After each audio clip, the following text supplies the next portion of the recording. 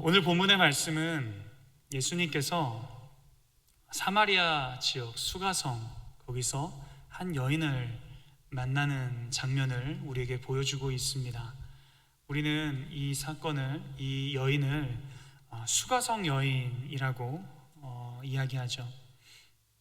그런데 오늘의 말씀의 이 사건은 그저 예수님께서 길을 가시다가 우연히 만나게 된 그러한 우연적인 사건이 아닙니다. 요한복음 4장의 말씀을 시작하면서 예수님께서 유대를 떠나서 갈릴리 지역으로 넘어가실 때 이 사마리아 지역을 통과하신 가로질러 가시는 이야기가 등장합니다. 유대인들은 이 사마리아인들을 좋아하지 않았습니다. 아니, 좋아하지 않는 것이 아니라 그들을 인정하지 않았습니다. 심한 말로 이야기하면 사람으로 이렇게 취급하지 않았던 이 사람들이 사마리아인이었습니다. 왜냐하면 많은 이유들이 있겠지만 북이스라엘 멸망과 또 그에 따른 아수르의 그 이주 혼혈 정책에 따라서 그 북이스라엘에 원래 거주하던 그들이 많은 이들과 많은 인종과 함께 섞이면서 저들은 선민이 아니다라고 그들은 그렇게 생각했고요. 또 한 가지는 이 남북 분열 시대에 북이스라엘은 주민들이 예루살렘으로 내려가서 예배하는 것을 막기 위해서 베델과 단에 금송아지를 만들어 놓고 예루살렘으로 내려가지 못하도록, 베델과 단에 있는 이 금송아지가 너희를 애굽에서 인도한 너의 신들이라 라고 이야기하면서 우상 숭배를 종용했던 이 배교의 역사를 가지고 있었습니다. 이러한 사건들 때문에 이 유다 사람들은 이 사마리아인들을 좋아하지도 않았고 인정하지도 않았을 뿐더러 아주 상종하지 못할 그럴 사람들로 분류했었죠. 그렇기 때문에 유대 땅에서 갈릴리 지역으로 갈 때 그 사이에 있는 갈릴리 이 사마리아 지역을 질러가면 금방 갈 수 있는데 그 사마리아 땅을 밟지 않기 위해서 일부러 돌아서 동쪽의 베리아 지역으로 갔다가 위에 올라가 데가볼리 지역으로 올라가서 이렇게 갈릴리 지방으로 넘어가는 멀리 돌아가는 길을 그들은 선택해서 다녔습니다. 또 우리가 잘 알고 있는 이야기 중에 하나인 이 선한 사마리아인의 비유에서 예수님께서 누가 강도 만난 자의 이웃이냐라고 물어볼 때에 예수님의 그 질문을 받았던 그 율법 교사가 사마리아인입니다 라고 말하기에 너무 자존심이 상해서 사마리아인이라고 말하지 않고 자비를 베푼 자니이다 라고 말하는 이러한 장면들을 보면 유대인들이 이 사마리아 사람들을 어떻게 생각했는지 우리가 조금은 알 수 있을 것 같습니다. 그런데 예수님께서 그러한 사마리아를 방문하셨습니다. 예수님의 공생애를 기록한 사복음서에서 예수님께서 어떤 의도를 가지고 특정한 지역에 방문하시는 것들을 우리는 종종 볼 수 있습니다. 예를 들면 삭개오를 만나시기 위한 그 여리고의 방문, 또 이 군대 귀신 들린 자를 만나기 위한 거라사 지방으로 직접 가셨던 그러한 방문이 그러한 것입니다. 오늘 예수님께서 사마리아를 방문하신 것도 같은 맥락이죠. 우리 같이 읽지는 않았지만 이 4장 4절 말씀에 보면 이 사마리아를 통과하여야 하겠는지라 라고 예수님께서 말씀하십니다. 예수님께서 어떤 의지를 가지고 어떤 의도를 가지고 이렇게 말씀하고 계신 것이죠. 내가 사마리아를 지나가는 것이 내 뜻이고 내 계획이다 라고 그 성경의 말씀을 통해서 이야기합니다. 그리고 그곳을 지나가서 또 그곳에서 예수님께서 피곤하여 쉬실 때에 한 소외된 사람을 만나게 되죠. 그가 바로 수가성 여인이었습니다. 이 수가성 여인은 소외된 사람이었습니다. 예수님께서 수가성 여인을 만나는 그 장면을 우리가 함께 읽어보도록 하겠습니다. 6절로 7절의 말씀, 요한복음 4장 6절로 7절의 말씀을 우리가 한 목소리로 읽어보겠습니다. 거기 또 야곱의 우물이 있더라. 예수께서 길 가시다가 피곤하여 우물 곁에 그대로 앉으시니 때가 6시쯤 되었더라.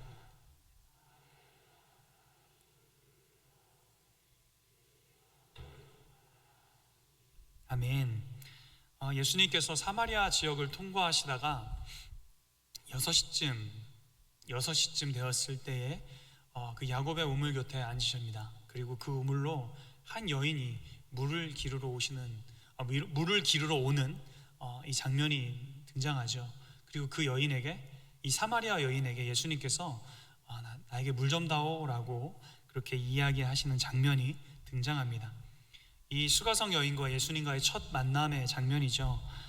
예수님께서 6시쯤 되었을 때에 그 여인을 만났다라고 이야기합니다. 이 시간은 지금 우리의 개념으로 하면 정오의 시간입니다. 해가 중천에 떠서 가장 더울 그런 시기죠. 당시 사람들은 이 뜨거운 시간을, 낮 시간을 피해서 해가 질 무렵에 물을 기르러 왔다라고 이야기를 합니다. 그리고 많은 여행자들이 여행을 할 때 이른 아침 시간, 아주 이른 아침 시간에 이동을 하고 이 낮 시간을 피하여서는 쉬었다라고 이야기를 합니다. 그런데 이 여인은 사람들의 눈을 피해서 아무도 나오지 않는 그 뜨거운 정오의 시간에 물을 기르러 나왔습니다. 예수님께서는 이 여인과 이 물에 대한 대화를 나누시면서 이미 알고 계셨겠지만 이 여인의 연약함, 이 여인의 아픔, 이 여인의 상처를 그대로 단번에 간파하셨습니다. 그래서 이야기하시죠. 가서 내 남편을 불러오라, 이렇게 이야기합니다. 이 여인은 얼마나 가슴이 철렁했을까요? 가서 내 남편을 불러와라. 이 여인에게서는 이 이야기가 가슴에 비수를 꽂는 이야기였습니다. 아픔이고 슬픔이었습니다. 상처였습니다. 굳이 말하고 싶지 않고, 이런 사람들이 이런 얘기 할까봐 내가 이 땡볕에 나와서 물 기르러 왔는데 이 사람이 나에게 하는 얘기가 가서 내 남편을 데려와라, 이야기하십니다. 그 여인은 가슴이 철렁 내려앉았습니다. 그리고 대답하죠. 17절 상반절에 저는 남편이 없습니다, 이렇게 이야기합니다. 저는 남편이 없습니다. 이 여인이 어떤 의도를 가지고 말했는지는 알 수 없으나 예수님께서 그녀의 삶의 아픔을 알고 계셨습니다. 그 여인이 그 뜨거운 정오에 물을 기르러 올 수밖에 없는 그 사정을 주님 알고 계셨죠. 어떤 사람이 처음 보는 이에게 자신의 아픔과 슬픔을 허심탄회하게 이야기할 수 있겠습니까? 아마 여인은 그냥 얼버무리고 넘어가려고 남편이 없다라고 이야기했던 것 같습니다. 그런데 예수님께서 그녀의 현실의 아픔을 꿰뚫어 보시고 18절에 다음과 같이 이야기하시죠. 너에게 남편이 5이 있고 지금 있는 자도 내 남편이 아니니 내 말이 참되도다, 이렇게 이야기하십니다. 이 여인은 너무나도 놀랐을 것입니다. 자기는 남편에 대해서 한마디도 한 적이 없었습니다. 그저 물에 대해서 이야기만 했지, 물을 마시고 나를 만나면 내 목이 마르지 아니할 것이다, 그럼 나도 그 물을 마시게 해주십시오, 이러한 대화를 했었지, 남편에 대한 이야기, 가족에 대한 이야기 한마디도, 내 아픔에 대한 이야기 한마디도 꺼내지 않았습니다. 그런데 마치 예수님 다 알고 계신 것처럼 이렇게 이야기하시는 것이죠. 우리가 수가성 여인을 이야기할 때 이 여인을 부정한 여인이라고 이야기합니다. 왜일까요? 오늘 본문의 이 말씀 때문이죠.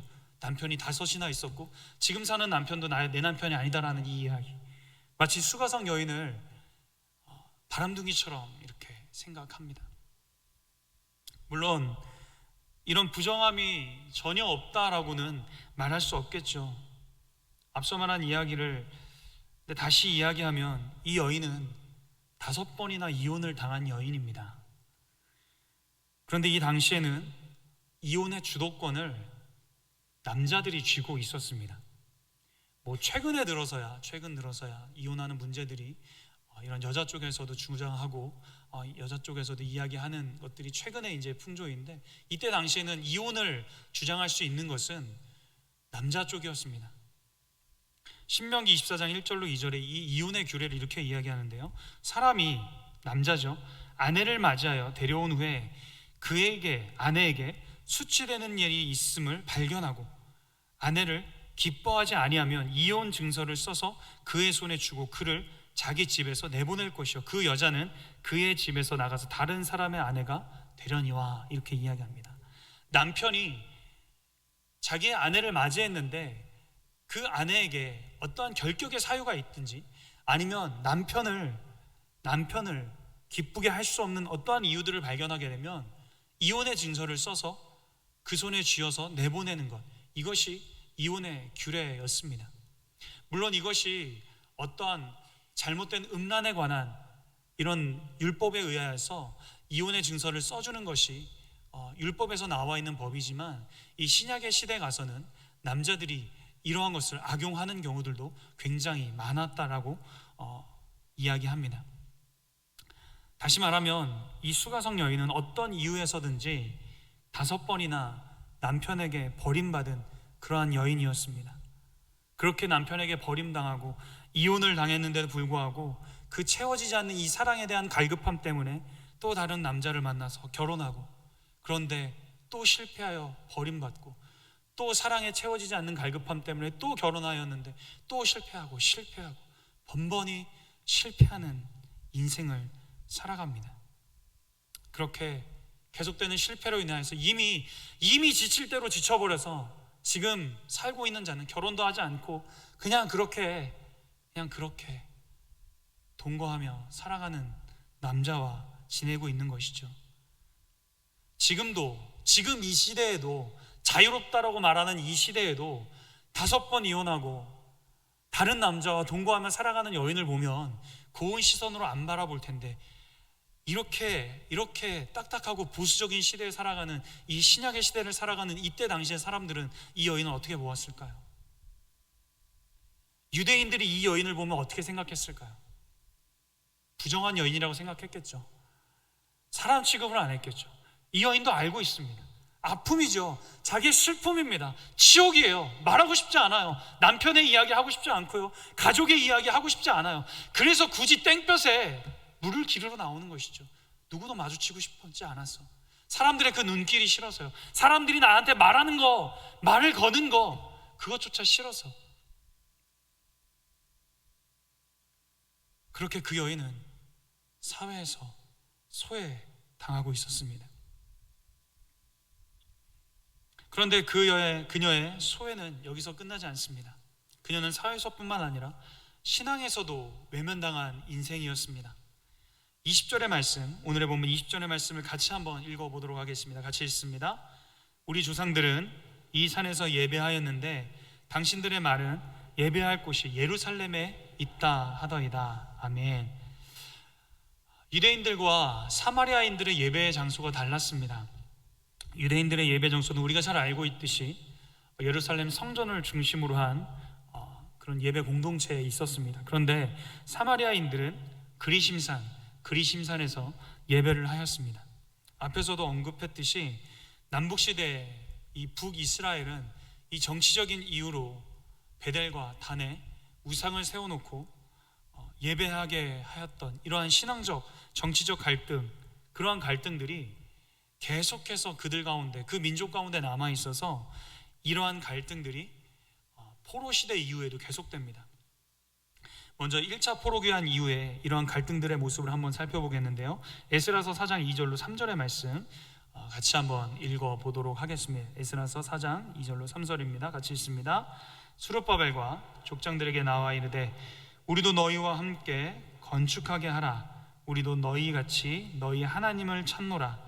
아스루 왕 에살라돈이 우리를 이리로 오게 한 날부터 우리가 하나님께 제사를 드리노라 하니, 스룹바벨과 예수아와 기타 이스라엘 족장들이 이르되 우리 하나님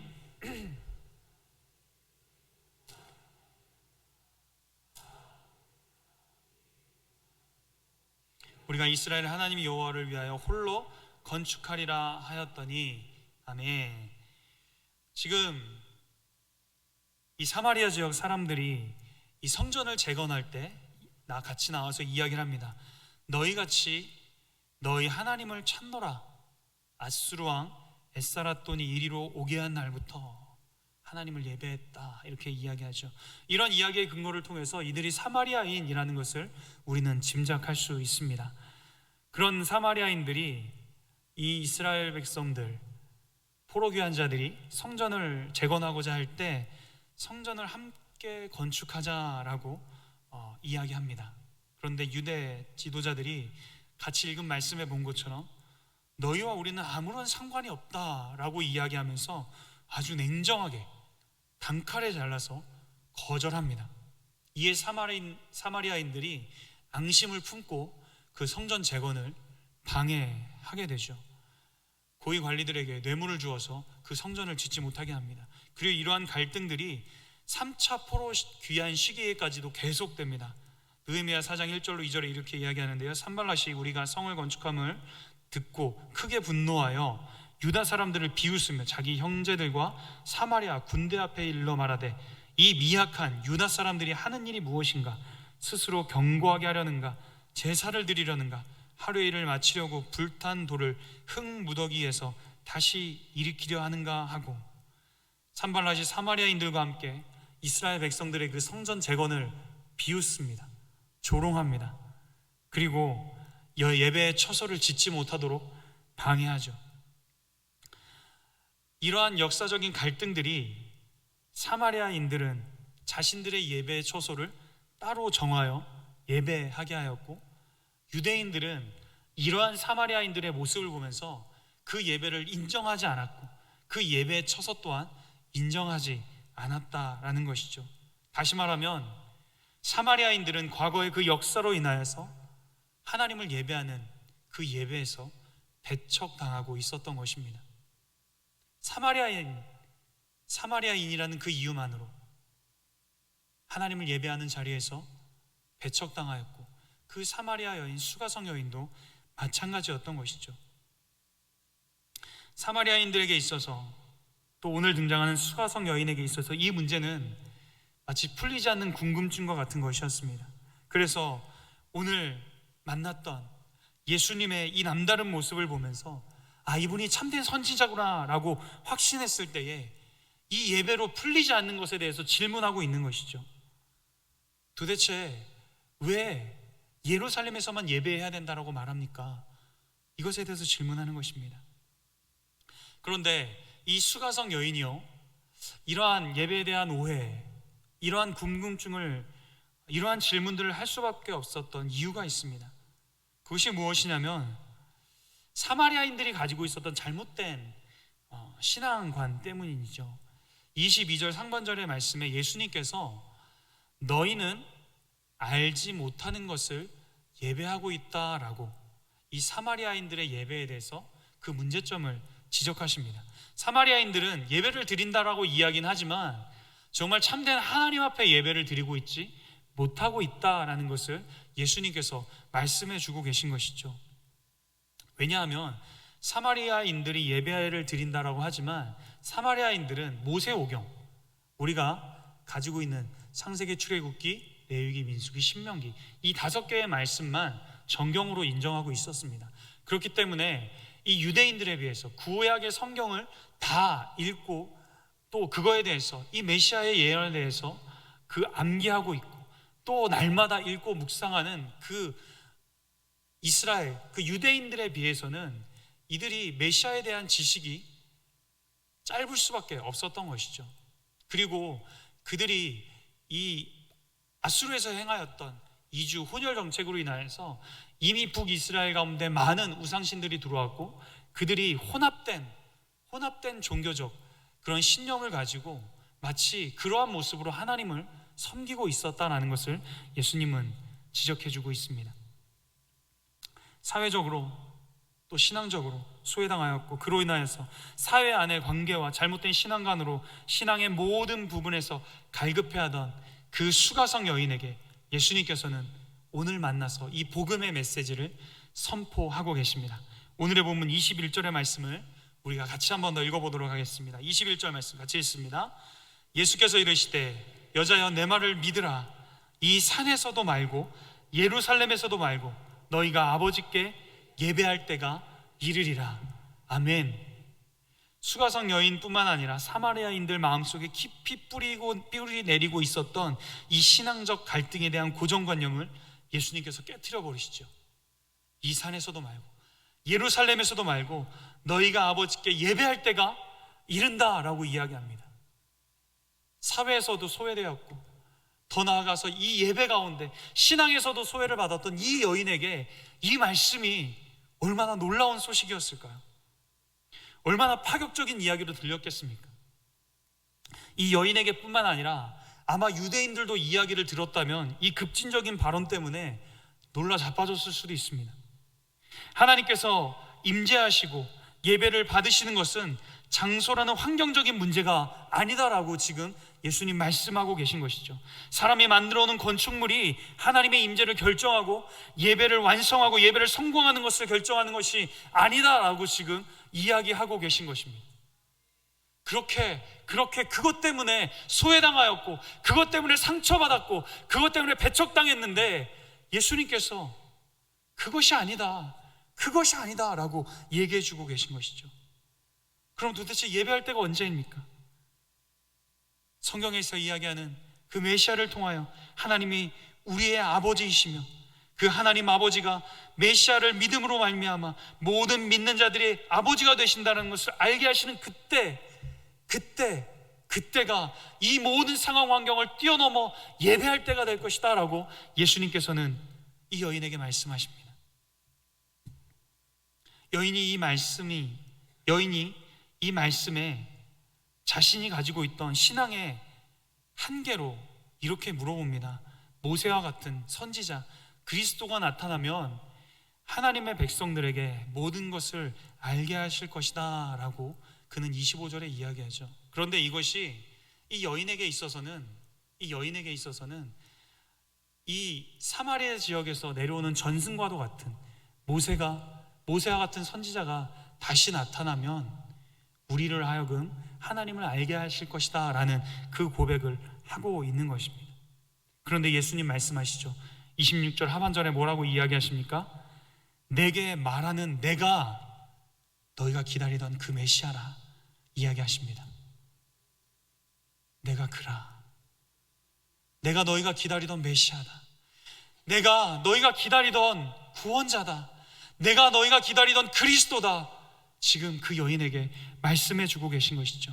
사회에서도 신앙에서도 소외당하였던 그녀에게 있어서, 수가성 여인에게 있어서 예수님의 이 말씀은 정말 말 그대로 기쁜 소식이요 굿뉴스요 복음이었습니다. 자신의 처한 상황도 예배 장소에서도 대한 어떠한 것도 따지지 아니하시고 참된 예배자를 찾으시는 그 하나님을 그 여인이 지금 이 순간 만나게 되었던 것이죠.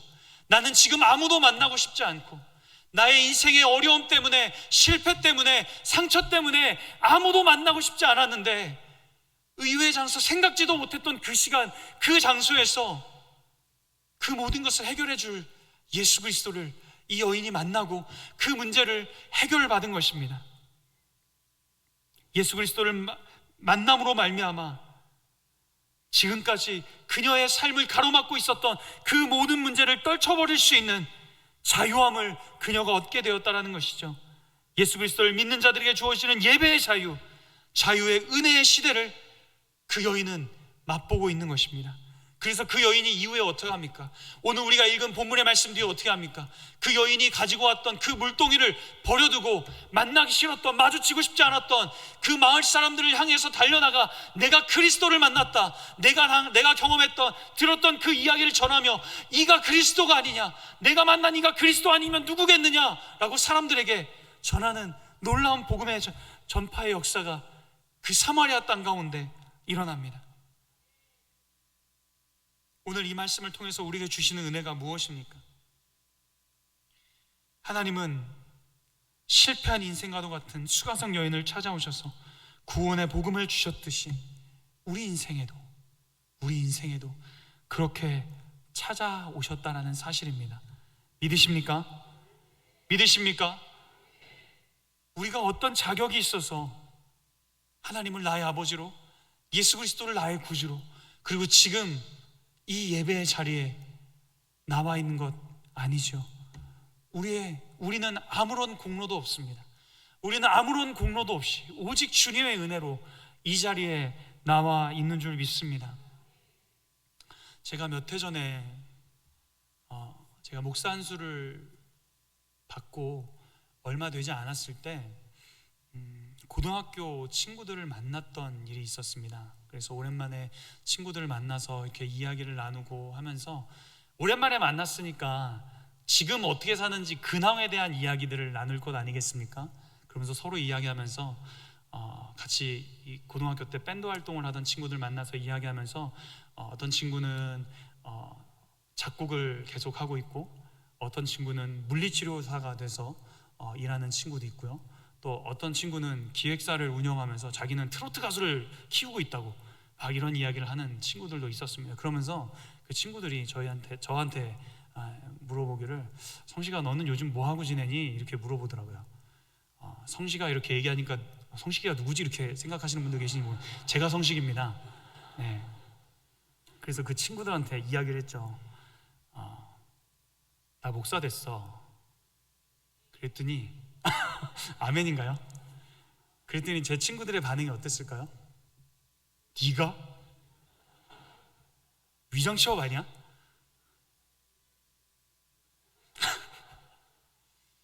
여러분들, 위장 취업 아닙니다. 친구들이 되게 생소해 하더라고요. 제가 목사가 됐다니까. 혹시 교인들한테 기타를 휘두르는 건 아니지? 라고 물어보더군요. 그래서 그렇지 않다고. 그 이야기를 듣고 집에 돌아와서 가만히 고민을 하니까 참 신기한 일이더라고요. 내가 어떻게 목사가 됐을까? 내가 어떻게 목사가 됐을까? 자격 없는 내가 어떻게 목사가 됐을까? 참 은혜더라고요. 어렸을 때 저는 모태신앙으로서 어렸을 때부터 교회에서 계속 자라왔습니다. 그런데 주변의 친구들은 되게 신앙생활을 열심히 했어요. 근데 저만 되게 이렇게 교회를 놀러 이렇게 다녔던 것 같습니다.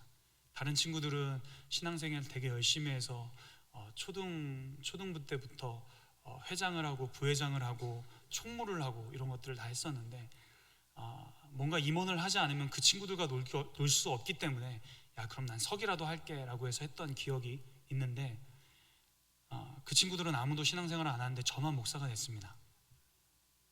참 놀라운 은혜 아닙니까? 여러분들 별로 안 놀라시는데요, 저는 굉장히 저는 돌아볼 때마다 굉장히 놀랐습니다. 제가 어떻게 목사가 됐을까? 하나님의 은혜죠. 우리의 어떠함으로 우리가 구원을 받는다? 우리가 어떠함으로 부르심을 얻는다? 아니요, 절대 결코 그런 일은 없습니다. 여러분들 잠시 눈을 감고 나의 본된 모습을 가만히 떠올려 보시기 바랍니다. 그러면 우리의 자격 없음은 금방 깨닫게 됩니다. 말씀의 서두에 예수님께서 분명한 의도를 가지고 사마리아에 오셨다라고 말씀드렸습니다. 무슨 이유입니까? 삶에서 실패하고 신앙에서도 실패하여 세상 끝으로 내몰린 인생에게 먼저 찾아오셔서 복음의 자유를 허락해 주시기 위함임을 믿으시기 바랍니다. 이 수가성 여인이 예수님을 찾은 것이 아닙니다. 이 수가성 여인이 예수님을 구한 것이 아닙니다. 아니요, 예수님이 먼저 그 여인을 찾아오셨다라는 사실이죠. 주님께서 우리를 먼저 찾아오셨습니다.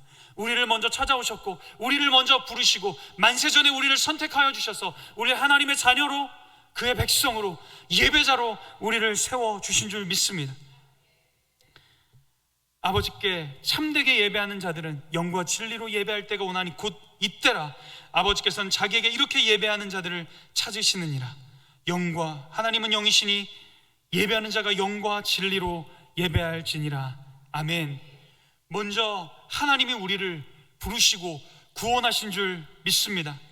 실패한 인생과 같은, 실패한 신앙과 같은, 마치 아무런 소망 없는 것 같은 죄된 우리의 인생을 먼저 찾아오셔서 우리를 부르시고 구원하셨습니다. 그렇다면 구원받은 우리의 인생이 어떻게 살아가야 하겠습니까? 부르심에 합당한 인생을 살아가야겠죠.